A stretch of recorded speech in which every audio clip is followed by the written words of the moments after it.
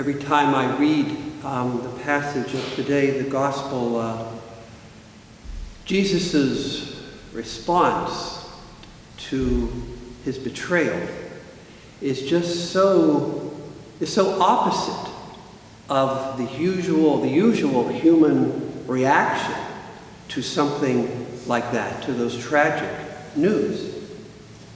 How many of us initially respond or would respond when you're given the diagnosis of cancer and it's in its third and fourth degree, or you're given the diagnosis of God forbid, a Lou Gehrig's disease, which just leads to just a gradual progression of loss of human function, and for years you're suffering like that.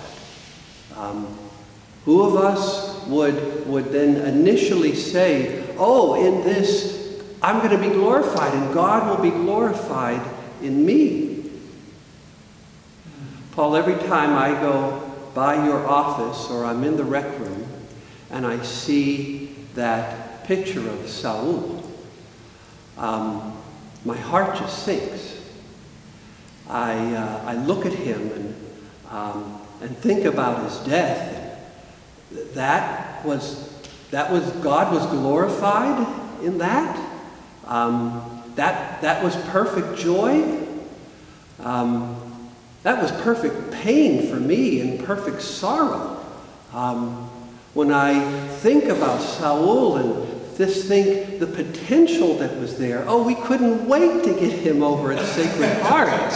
Just that summer he spent there, and I mean, even with just not with that, but how the people loved him and his enthusiasm and his joy.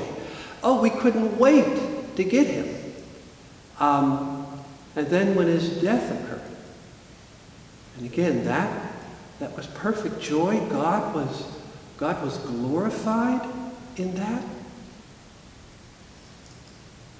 Last night in watching Bishop Barron's episode of the pivotal characters of Christianity, he talked about St. Francis of Assisi.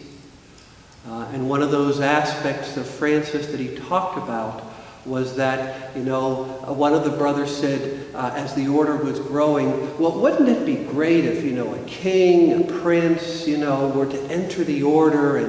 And Francis's reaction to that, which is totally opposite. No, the perfect joy would be, to just the worst tragedies were to fall upon us. That would be the perfect joy. I know I'm very far from that, from reacting when tragedy, just what we're going through.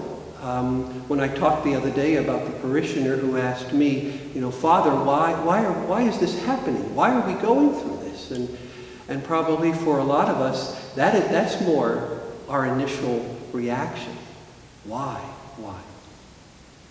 But brothers, as we progress in this Holy Week and continue to look at the tragedy of Jesus' life, that we don't see a tragedy, but we see in that suffering of the Lord the perfect joy that God is glorified.